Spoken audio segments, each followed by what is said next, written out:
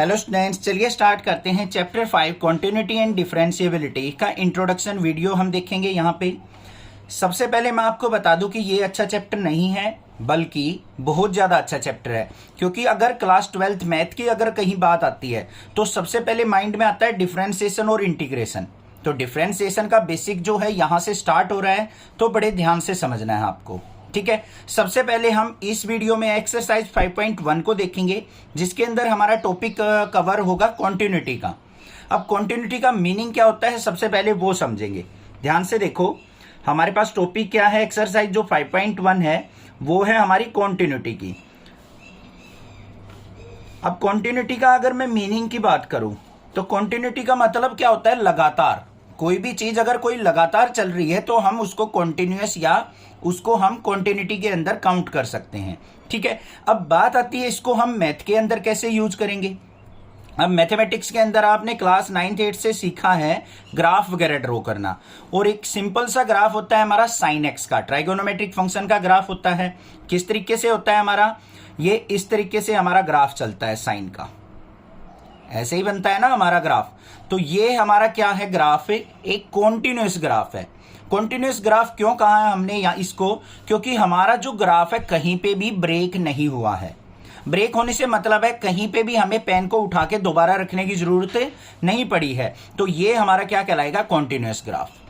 अब ऐसे ही मैं अगर एक डिसकॉन्टिन्यूअस ग्राफ की बात करूं तो मान लेते हैं हम एक और ग्राफ बना लेते हैं। यहाँ पे ये ग्राफ मैंने मान लो स्टार्ट किया यहाँ पे, और यहाँ पे आने के बाद मैंने पेन को उठा लिया और फिर थोड़ा सा स्पेस देके फिर ग्राफ को स्टार्ट कर दिया इस तरीके से। तो ये ग्राफ जो है मेरा वो क्या कहलाएगा, डिसकंटिन्यूअस ग्राफ। क्योंकि ये ग्राफ जो मैंने ड्रॉ किया है एक पॉइंट पे यहाँ पे क्या हो रहा है, ब्रेक हो रहा है। तो इस वजह से ये क्या हो जाएगा हमारा डिसकंटिन्यूअस, और ये ग्राफ क्या कहलाएगा हमारा कॉन्टिन्यूअस ग्राफ। इतनी बात समझ में आ गई। आप इजिली आप कोई भी ग्राफ को देख के पहचान सकते हो कि कौन सा ग्राफ हमारा कॉन्टिन्यूअस ग्राफ है और कौन सा ग्राफ डिसकंटिन्यूअस है।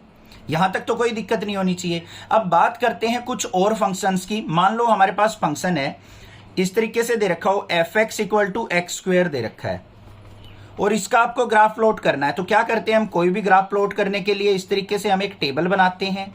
टेबल के अंदर क्या होती है, x और y की वैल्यू होती है। जो fx होता है वो क्या देता है, हमारी y की वैल्यू देता है। अब यहाँ पे x की वैल्यू मान लो आपने 1 पुट की तो y की वैल्यू भी क्या आ जाएगी 1। x की वैल्यू मान लो आपने 2 पुट की तो y की वैल्यू क्या आ जाएगी 4। x की वैल्यू 3 पुट की तो y की वैल्यू मतलब फंक्शन की वैल्यू क्या आ जाएगी 9। और इसका ग्राफ अगर मैं ड्रॉ करूं तो हमारे पास क्या बनेगा, एक पैराबोला यहाँ पे फॉर्म हो जाएगा, अपर पैराबोला। क्लास 11th के अंदर आपने पढ़ा था पैराबोला के बारे में। तो ये ग्राफ हो गया हमारा। अब यहाँ पे देखो ये ग्राफ जो है कॉन्टिन्यूअस ग्राफ है, ऊपर तक चलता रहेगा, ऐसा नहीं है कि कहीं पे ब्रेक होगा। तो ये ग्राफ क्या कहलाएगा हमारा कॉन्टिन्यूअस ग्राफ। अब और देख लेते हैं एक एग्जांपल, fx = मान लो mod x दे रखा है। अब इसका मतलब क्या है, इसका ग्राफ कैसे प्लॉट होगा हमारा, बिल्कुल सिंपल है। ये x हो गया, ये y हो गया हमारा। यहां पे अगर मान लो x की वैल्यू आपने क्या पुट की, -1 पुट कर दी, तो mod x में क्या आ जाएगा हमारा प्लस का 1। यहाँ पे -2 पुट कर दी तो यहाँ पे mod x में क्या हो जाएगा, प्लस का 2 हो जाएगा। और ग्राफ कैसा बनेगा हमारा वो देख लो।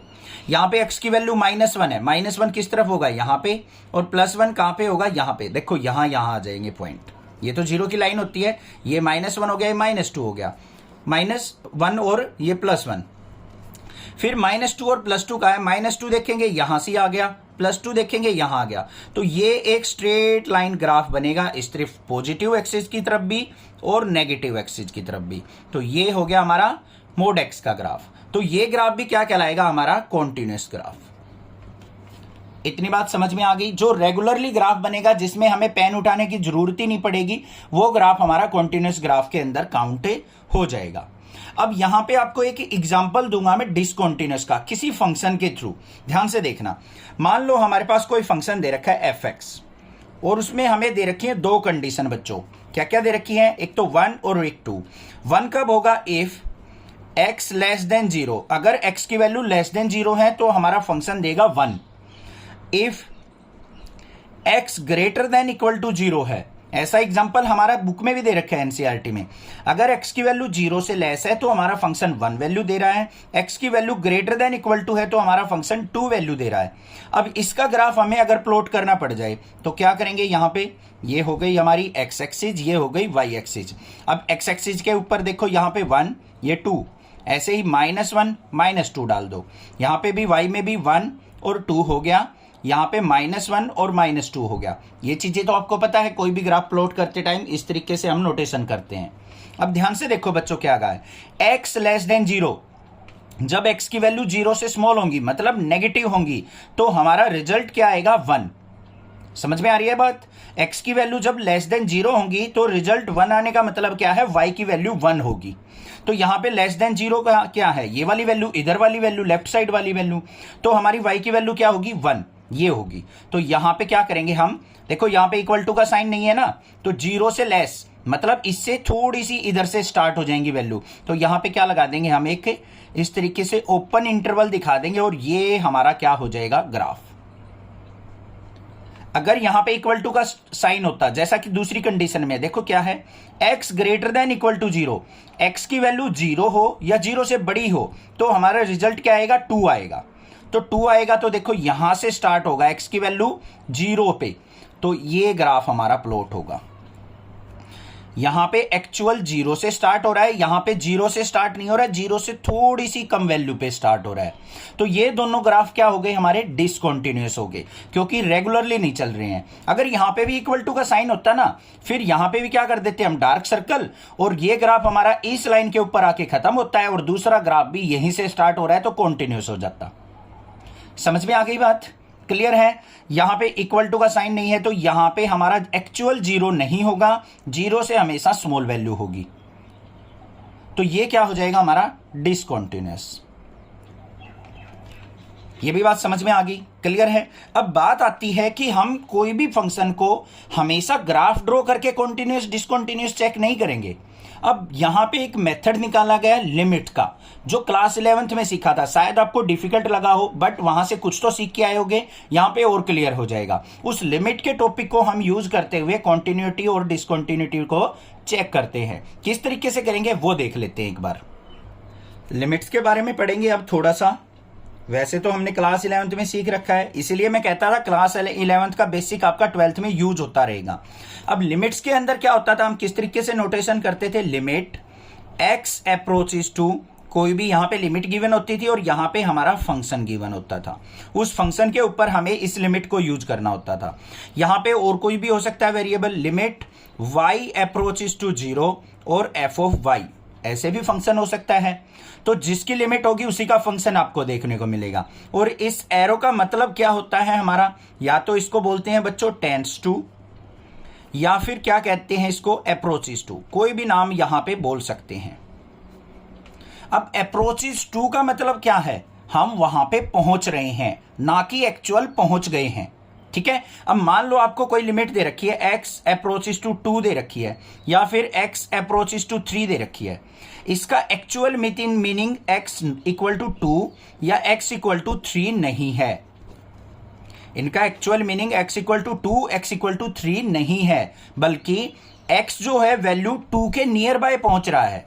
अप्रोचेस मतलब बोला है ना, या टेंड्स टू, इसका मतलब x की वैल्यू जो है नियर बाय 2 है, यहां पे x की वैल्यू नियर बाय 3 है। वो 3 से थोड़ी सी स्मॉल भी हो सकती है और 3 से थोड़ी सी बड़ी भी हो सकती है। कैसे, ये हमारी नंबर लाइन होगी, ये हमारा 3 हो गया, ये हमारा 2 हो गया, ये हमारा 4 हो गया।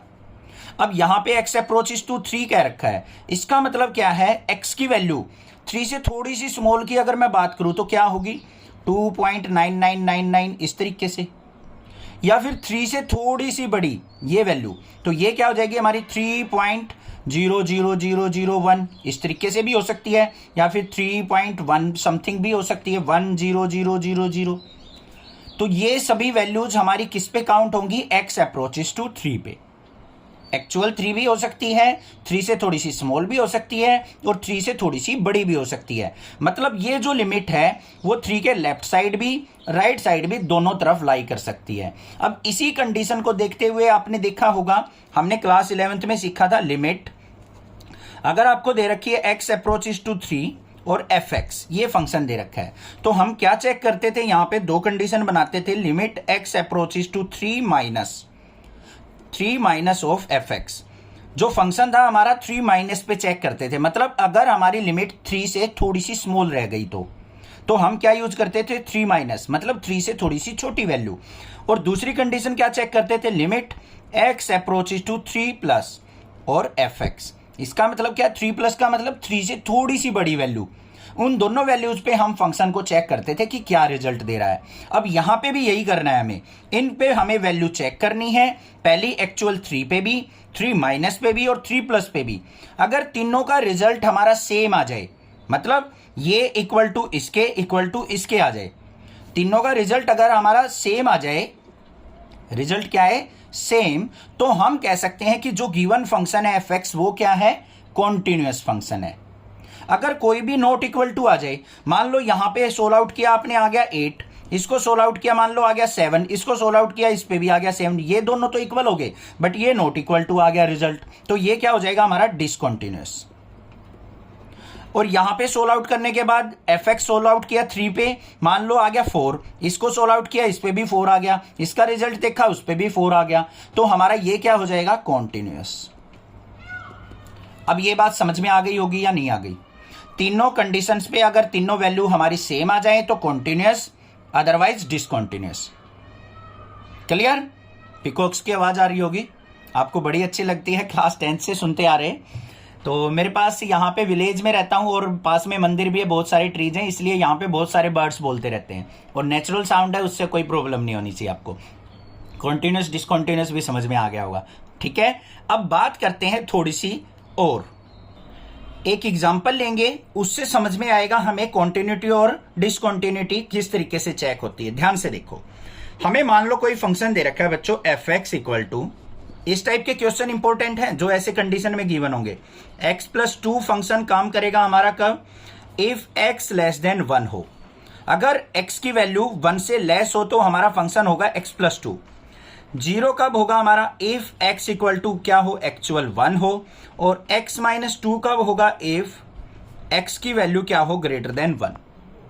अब यहां पे बात आती है कि लिमिट क्या ली जाए। यहां से देख लो, सभी बात क्या कर रहा है, वो 1 की बात कर रहा है, 1 से रिलेटेड है हमारी लिमिट, 1 से स्मॉल, 1 के इक्वल, 1 से ग्रेटर, तो हमारी क्या हो जाएगी, यहां पे लिमिट जो यूज करेंगे हम x अप्रोचेस टू 1 यूज करेंगे और फंक्शन क्या होगा हमारा, एफ एक्स। ठीक है, सबसे पहला क्या काम क्या करना है आपको, f ऑफ 1 निकालना है। एफ एक्स आपको दे रखा था, ये फंक्शंस है, f ऑफ 1 निकालना है, मतलब एक्चुअल x इक्वल टू 1 हो तो हमारा f ऑफ 1 कितना हो जाएगा, 0। f ऑफ 1 आ गया, मतलब x इक्वल टू 1 पे हमारा जो रिजल्ट आ गया वो आ गया 0। दूसरा हमें क्या चेक करना होता था बच्चों, limit x approaches to 1 minus, अगर 1 से थोड़ी सी वैल्यू कम हो तो हमारा फंक्शन क्या करेगा, यहां पे limit x approaches to 1 minus और एफ एक्स इक्वल टू क्या हो जाएगा, ध्यान से देखो, limit x approaches to 1 minus, function कौन सा लेंगे, 1 से छोटी वैल्यू पे ये, तो यहां पे क्या आ गया, x प्लस 2।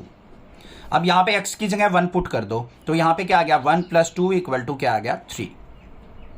फिर हमें क्या करना है, limit x approaches to 1 plus f of F X, मतलब f ऑफ x प्लस देखेंगे यहां पे 1 प्लस पे क्या होगा, मतलब 1 से बड़ी वैल्यू पे, तो limit x approaches to 1 plus, यहां पे फंक्शन क्या हो जाएगा, 1 से बड़ी वैल्यू पे x माइनस 2 आएगा, तो यहां पे क्या आ गया, x माइनस 2, और यहां पे पुट करेंगे 1 माइनस 2 इज इक्वल टू क्या आ गया, -1। अब ध्यान से देखो बच्चों, f of 1 not equal to आया है हमारा limit x approaches to 1 minus F X, और नॉट इक्वल टू क्या है हमारा, limit x approaches to 1 plus F x.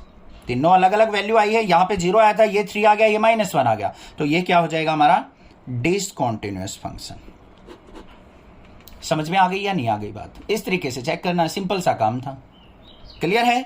अब थोड़ा सा अलजेब्रा देख लेते हैं हमारा कॉन्टिन्यूअस फंक्शंस के ऊपर किस तरीके से अलजेब्रा अप्लाई होता है। अब यहां पे बात आती है हमारी अलजेब्रा ऑफ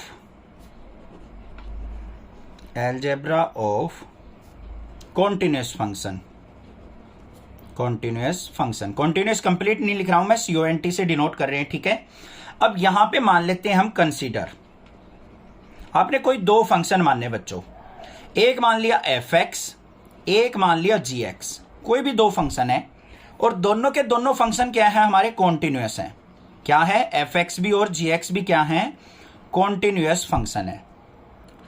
तो हमारा अलजेब्रा किस तरीके से अप्लाई होगा? अलजेब्रा का मतलब क्या होता है, एडिशन, सब्ट्रैक्शन, मल्टीप्लिकेशन, डिवीजन, ये चार चीजें होती हैं। तो चारों चीजें देखेंगे हम। यहां पे देखो, अगर आपने क्या किया, fx प्लस gx कर लिया, दो कॉन्टिन्यूस फंक्शन को ऐड कर लिया, आपके पास कोई नई चीज आएगी, तो वो जो फंक्शन आएगा वो क्या होगा, is continuous at x equal to, कोई भी लिमिट हो सकती है, मान लो c लिमिट है, जैसे एनसीईआरटी में दे रखा है वही हम नोटेशन यूज कर लेते हैं। fx प्लस gx, अगर दो कॉन्टिन्यूस फंक्शंस को आप ऐड करते हो तो वो हमेशा क्या होंगे, कॉन्टिन्यूस होंगे at x equal to c, ठीक है भाई।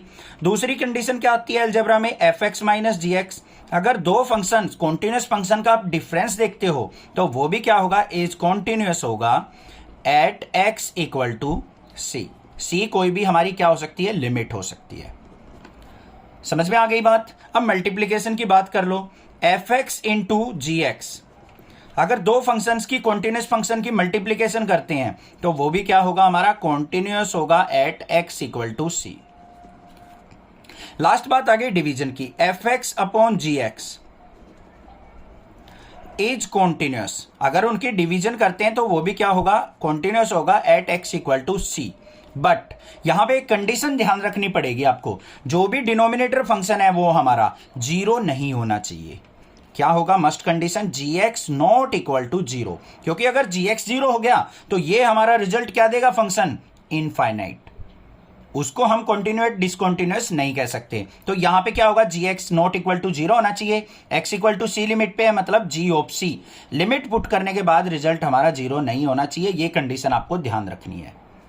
समझ में आ गई बात, अलजेब्रा भी समझ में आ गया। अब लास्ट बात आती है कंपोजिट फंक्शन। अब ये कंपोजिट फंक्शन क्या होता है सर, ये आपने चैप्टर नंबर 1 के अंदर पढ़ा था, रिलेशन एंड फंक्शन में, क्लास 11th में भी और 12th में भी। तो क्या है यहां पे, कंपोजिट फंक्शन के ऊपर हम किस तरीके से कॉन्टिन्यूटी को चेक करेंगे। अगर यहां पे भी क्या कर लिया हमने, लेट fx एंड gx, कोई भी दो फंक्शन है, fx gx की जगह hx भी हो सकता है, ax भी हो सकता है, कोई भी हो सकता है। कहीं ये सोचो, फंक्शन इन x, ये कहा है दो फंक्शन है, आर कॉन्टिन्यूस। अगर कोई दो फंक्शन कॉन्टिन्यूस हैं तो fog और gof, अब समझ में आ गया सर, fog और gof हमारे क्या होते हैं, कंपोजिट फंक्शन। इसका मतलब क्या है, f ऑफ gx, अगर fx और gx को हम कंपोजिट करें, fog निकालें और gof निकालें तो मतलब g ऑफ fx निकालें, तो ये भी क्या होंगे, हमारे कॉन्टिन्यूस फंक्शन होंगे दोनों। ये चीज कही है उसने बस।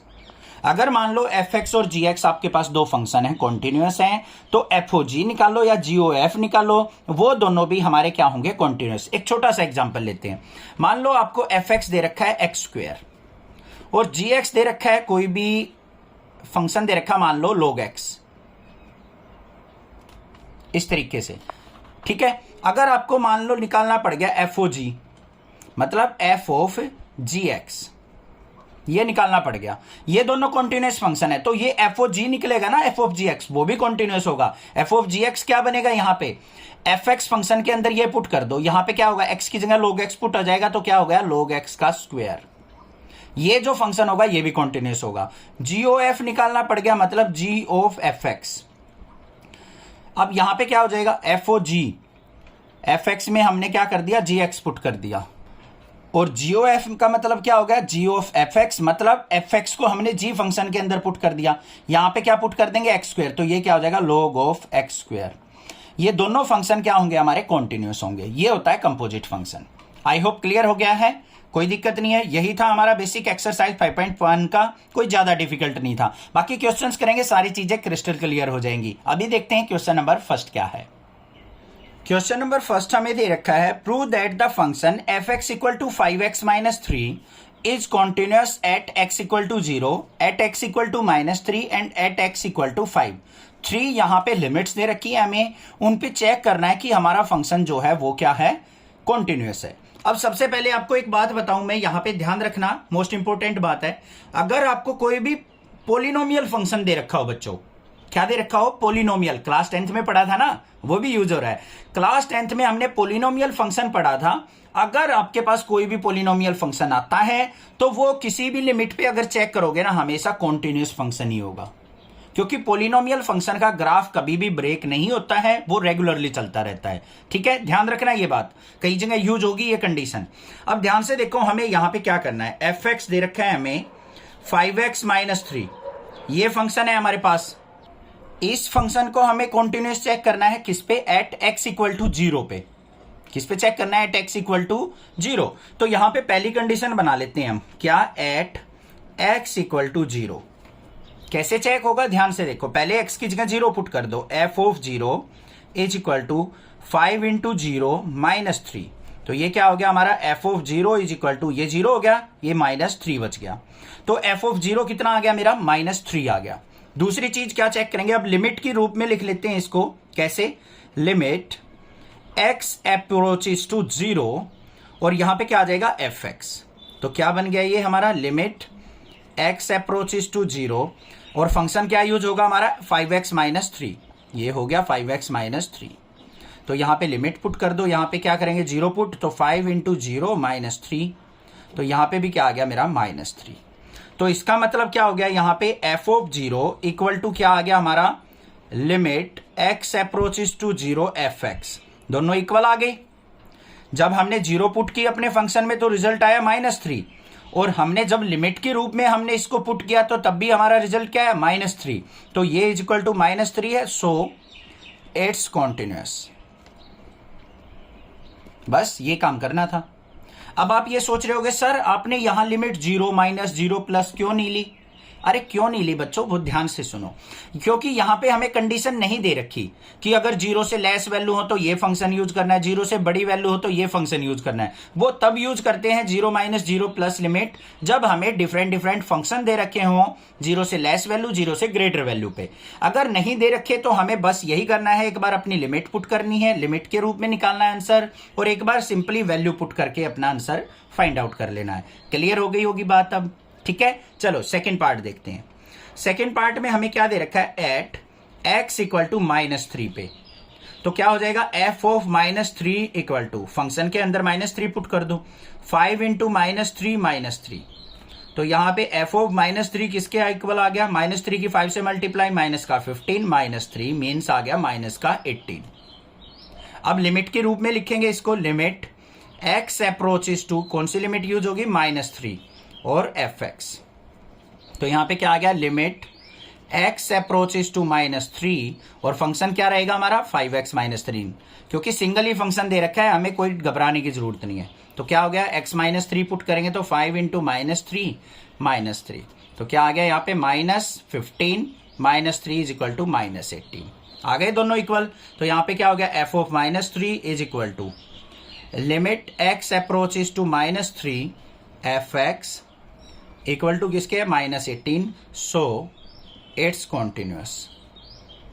तो ये भी क्या हो जाएगा हमारा, कॉन्टिन्यूअस फंक्शन हो जाएगा। ये कंडीशन आपको दिखानी है बस। क्लियर हो गया, कोई दिक्कत नहीं है। नेक्स्ट देख लेते हैं, थर्ड पार्ट क्या है इसका।